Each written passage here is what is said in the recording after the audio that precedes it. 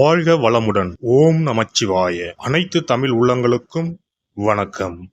நாம் இந்த பதிவில் பெயர்ச்சியாகும் செவ்வாய் பகவானால் ராசிக்காரர்களுக்கு ஏற்படும் சுப மற்றும் அசுப பலன்கள் என்ன என்பதனையும், அசுப பலன்கள் ஏற்படுமாயின் ராசிக்காரர்கள் செய்ய வேண்டிய பரிகாரங்கள் என்னென்ன, வழிபட வேண்டிய தெய்வம் யார் என்பதனை பற்றியும் விரிவாக காண்போம்.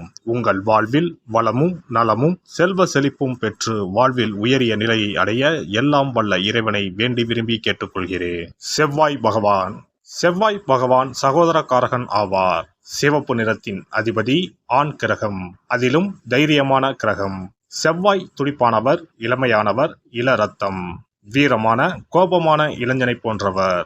எதற்கும் பயப்பட மாட்டார், துடிப்பானவர். தைரியத்தையும் வீரத்தையும் குறிப்பவர் செவ்வாய் பகவான். இவர் கிரகங்களின் தளபதியாக கருதப்படுகிறார்.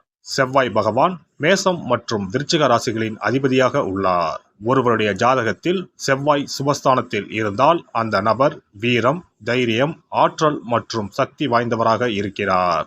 அனைத்து கிரகங்களும் ஒரு குறிப்பிட்ட காலத்தில் தங்கள் ராசியை மாற்றுகின்றன. இவற்றின் தாக்கம் அனைத்து ராசிகளிலும் காணப்படும்.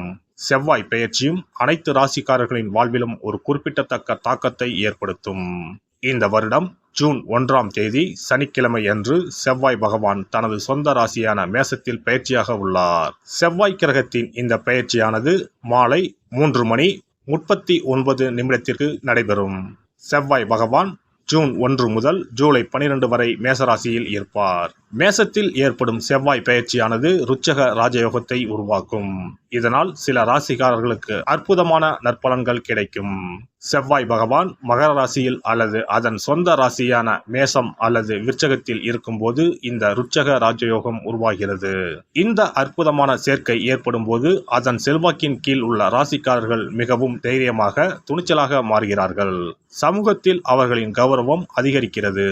பணிபுரியும் இடத்தில் தனி மரியாதை கிடைக்கிறது. இனி செவ்வாய் பெயர்ச்சியால் ஏற்படவுள்ள ருச்சக ராஜயோகத்தால் அதிகப்படியான நல்ல பலன்களை அடைய உள்ள ராசிகளை பற்றி காண்போம். திட்டமிடுவதில் கெட்டிக்காரர்களான மிதுன ராசி அன்பர்களே, நீங்கள் எதிலும் சிக்காமல் நழுவுவதில் கெட்டிக்காரர். இந்த செவ்வாய் பெயர்ச்சியால் கொடுத்த வாக்கை காப்பாற்றி அதன் மூலம் மதிப்பும் மரியாதையும் கிடைக்கப் பெறுவீர்கள். பணவரவு திருப்தி தரும். சிக்கலான சில விஷயங்களை சாதுரியமாக பேசி முடித்து விடுவீர்கள். வீண் பயத்தை தவிர்ப்பது நல்லது. தொழில் வியாபாரம் முன்பு இருந்ததை விட முன்னேற்றம் அதிகமாக இருக்கும். வியாபாரம் தொடர்பான பயணங்களால் ஆதாயம் உண்டாகும். உத்தியோகஸ்தர்கள் தங்களது சாமர்த்தியமான பேச்சால் எல்லாவற்றையும் திறம்பட செய்து பாராட்டுகளை பெறுவீர்கள். குடும்பத்தில் உறவினர் வருகை இருக்கும். தேவையற்ற வீண் பேச்சுக்களை குறைப்பதன் மூலம் குடும்பத்தில் அமைதி ஏற்படும். வாழ்க்கை துணையின் ஆதரவு உண்டு. பிள்ளைகளுக்காக செலவு செய்ய நேரலாம். கோபத்தை தவிர்த்து பேசுவது நல்லது. பேசும்போது வார்த்தைகளை கோர்த்து பேசுவது நல்லது. பெண்களுக்கு சாதுரியமான பேச்சின் மூலம் சிக்கலான பிரச்சனைகளையும் தீர்த்து விடுவீர்கள். பயணங்கள் செல்ல நேரலாம். கலைத்துறையினருக்கு உடன் பணிபுரிபவர்கள் வீண் வாக்குவாதங்களில் ஈடுபடலாம். எனவே கவனமாக இருப்பது நல்லது. சாதுரியமான பேச்சின் மூலம் காரிய வெற்றி உண்டாகும். பிரிந்து சென்றவர்கள் மீண்டும் தேடி வரலாம். மற்றவர்களை திருப்தியடைய செய்யும் வகையில் உங்களது செயல்கள் இருக்கும். டெக்னிக்கல் சார்ந்த துறையினருக்கு தொட்டதெல்லாம் துலங்கும். அரசியல் துறையினருக்கு முக்கிய நபர்களின் உதவி கிடைக்கும். தன்னம்பிக்கை அதிகரிக்கும்.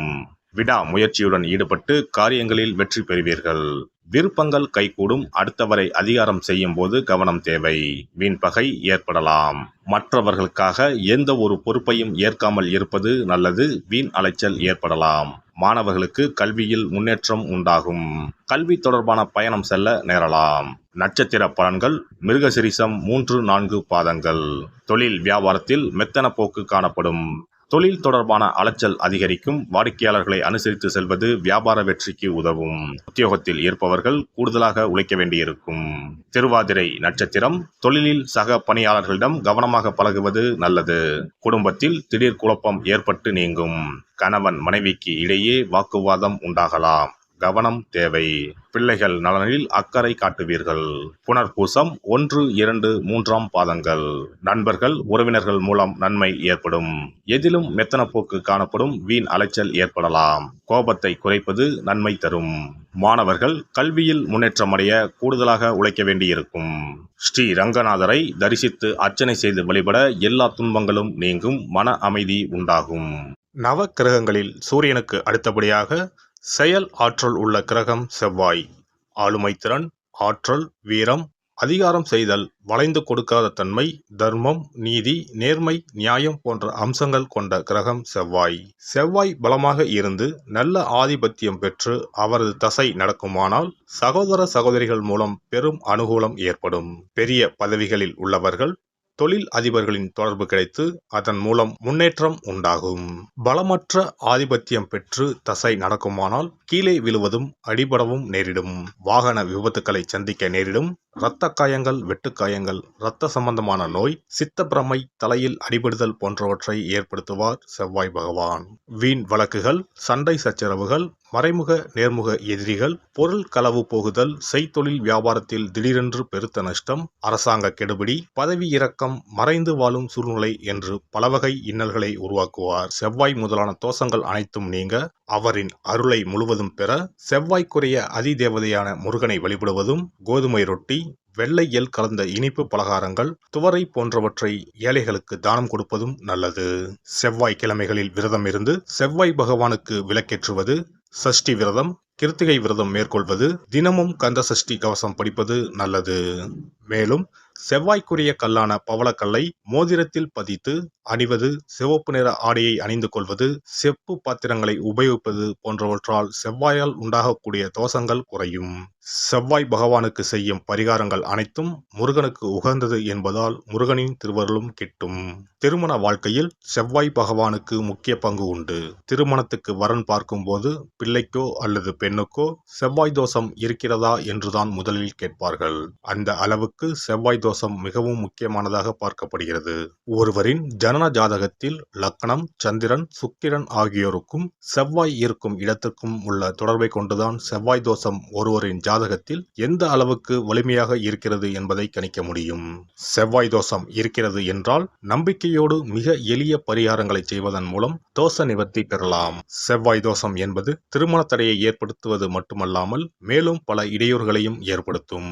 எனவே செவ்வாய் பகவானை செவ்வாய் தோறும் செவ்வாய் ஹோரையில் வழிபடுவதும், செவ்வாய்க்குரிய கடவுளான முருகப்பெருமானை 9 நெய் தீபம் ஏற்றி வழிபடுவதும் செவ்வாய் தோஷத்தினால் ஏற்படக்கூடிய அசுப பலன்களின் தாக்கத்தை பெரிதும் குறைக்கும் என்பது ஐதீகம். செவ்வாய் தோஷம் ஒருவருக்கு இருந்து ஒருவருக்கு இல்லை என்றால் திருமணம் செய்யக்கூடாது என்பது சாஸ்திரம். இருவருக்கும் இந்த தோஷம் இருந்தால் திருமணம் செய்து வைக்கலாம் என்று சிலர் சொல்வார்கள். ஆனால் பொதுவாக தோஷம் ஒருவருக்கு இருந்தாலும் சரி அல்லது இருவருக்குமே இருந்தாலும் சரி, தக்க ஜோதிடர்களை ஆலோசித்து முறைப்படி பரிகாரங்கள் செய்வதுதான் சரி. செவ்வாய் தோஷத்தால் திருமண தடை உள்ளவர்கள் வைத்தீஸ்வரன் கோவிலுக்கு வந்து அரச மரத்தடி விநாயகர் ஆதி வைத்தியநாதரை வழிபட்டு ஆலமரத்தை சுற்றி வர வேண்டும்.